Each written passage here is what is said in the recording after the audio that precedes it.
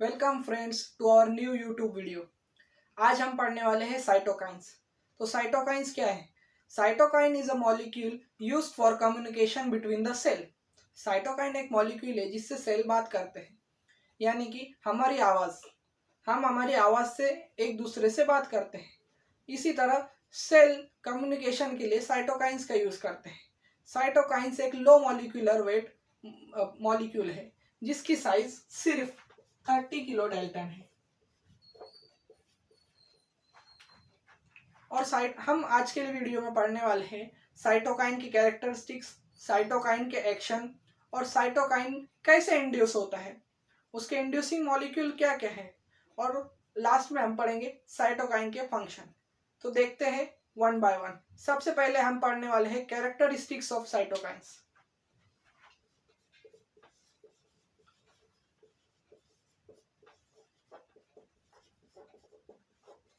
सबसे पहला कैरेक्टरिस्टिक है टारगेट स्पेसिफिक।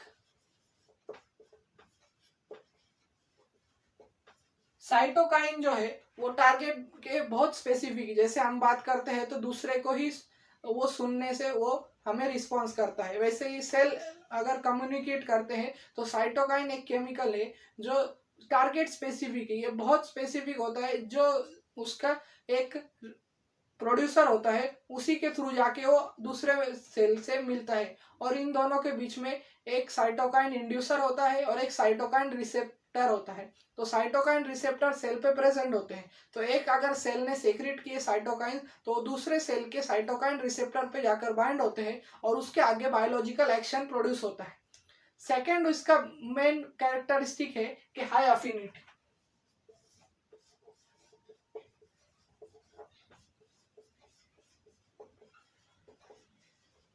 साइटोकाइन को हाई अफिनिटी है सेल के प्रति। सेल जहां भी होगा साइटोकाइन उसके पास जाएगा। जैसे कि कीमियोस्मोसिस होता है, कीमोटैक्सिस होता है कि केमिकल के तरफ वो सेल मूव होता है, वैसे ही साइटोकाइन का कीमिटैक्सिस है कि वो सेल की तरफ मूव होता है। साइटोकाइन का ये हैक है कि वो उसको सेल के प्रति हाई अफिनिटी होती है और वो सेल के पास मूव होता है। तो ये है उसका सेकेंड कैरेक्टरिस्टिक। और इसका जो थर्ड और मेन इंपॉर्टेंट कैरेक्टरिस्टिक है कि एक्शंस, और यही साइटोकाइन को डिस्टिंग्विश करता है। साइटोकाइन 3 एक्शन में काम करता है। सबसे पहली है ऑटोक्राइन,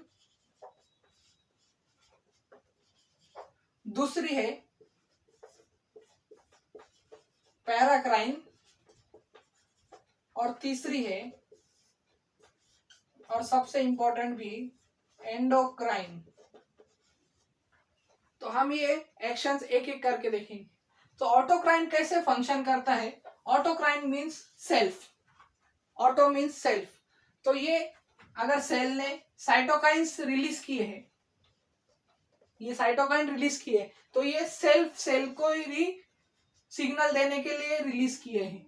तो अगर ये साइटोकाइन जाते हैं और ये सेल्फ सेल को सिग्नल प्रोवाइड करते हैं तो इसे ऑटोक्राइन कहते हैं। ये ऑटोक्राइन एक्शन काइन।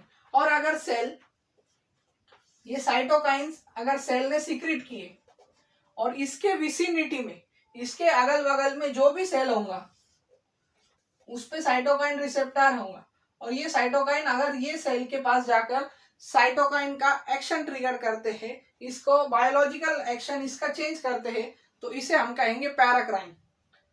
ऑटोक्राइन और पैराक्राइन में ये डिफरेंस है कि ऑटो मीन्स सेल्फ, वो सिंगल सेल उसी के एक्शन के लिए साइटोकाइन सेक्रेट करता है, और पैराक्राइन में वो साइड वाले सेल के लिए या उसके विसिनिटी में जो भी सेल आता है उसके लिए साइटोकाइन सेक्रेट होते हैं।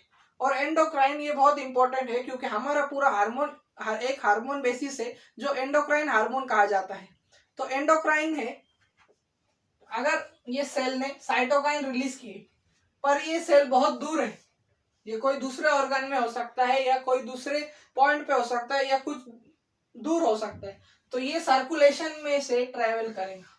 हम सब जानते हैं ब्लड फ्लो का सर्कुलेशन है, तो ये साइटोकाइंस जब सर्कुलेशन में ट्रेवल करके दूसरे सेल के रिसेप्टर तक पहुंचकर उसे सिग्नल देते हैं, तो इसे हम एंडोक्राइन एक्शन कहेंगे।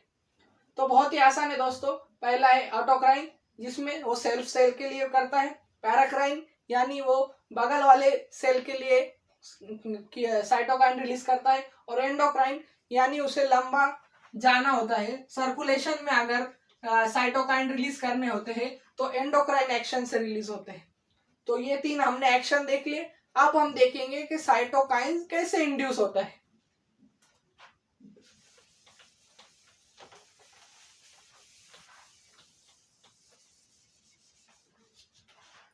तो साइटोकाइन सबसे पहले स्टिमुलाई से इंड्यूस होता है। स्टिमुलाई यानी उसे सिग्नल जनरेट करने के लिए एक स्टिमुलस चाहिए। तो ये हमारा एक सेल हो गया, इसके अंदर प्रेजेंट होते हैं साइटोकाइन जीन। और हम मॉलिक्यूलर बायोलॉजी में हमने पढ़ा है कोई भी चीज को एक्सप्रेस करने के लिए साइटोकाइन या उसके जीन रिस्पॉन्सिबल होते हैं। अगर वो जीन प्रेजेंट नहीं होगा तो हमारा सेल उसे प्रोड्यूस ही नहीं कर पाएगा। तो सबसे मेन इंपॉर्टेंट है साइटोकाइन जीन। तो स्टिमुलाई के बाद साइटोकाइन जीन ट्रिगर होते हैं, और जैसे साइटोकाइन जीन ट्रिगर होंगे सेल साइटोकाइन सेक्रेट करके बाहर रिलीज कर देगा, और ये साइटोकाइन दूसरे सेल के रिसेप्टर पर जाकर बाइंड होंगे,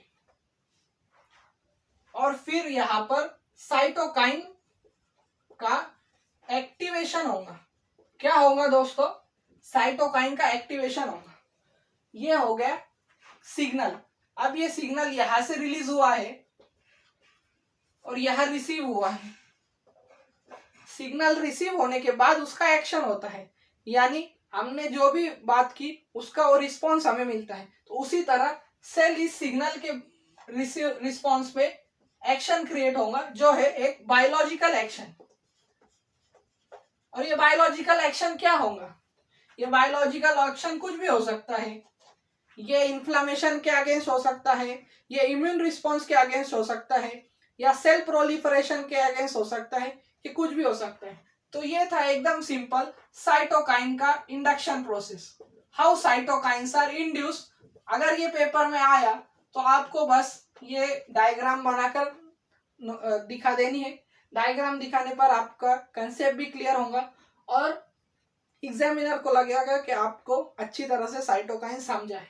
तो साइटोकाइन का हमने इंडक्शन देख लिया, कैसे साइटोकाइन इंड्यूस होता है। अब हम देखेंगे साइटोकाइन के बायोलॉजिकल फंक्शन।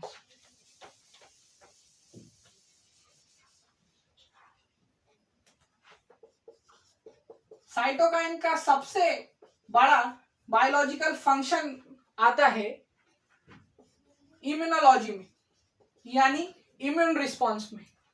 सबसे पहला उसका फंक्शन है इम्यून रिस्पॉन्स।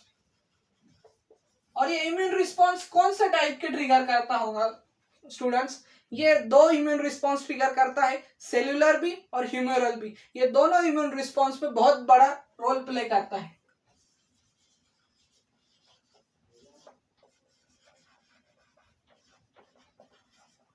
दूसरा इसका मेन फंक्शन है इन्फ्लामेशन में।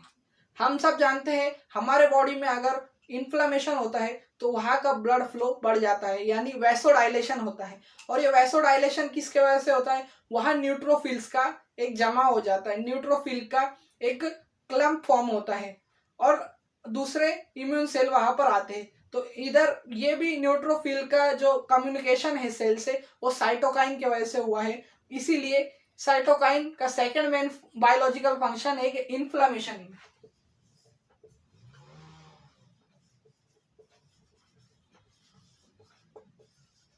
साइटोकाइन का जो थर्ड मेन फंक्शन है वो हीलिंग ऑफ वुंड्स, यानी हमें कोई जख्म हुआ है वहां भी साइटोकाइन का हीलिंग में मेन फंक्शन होता है।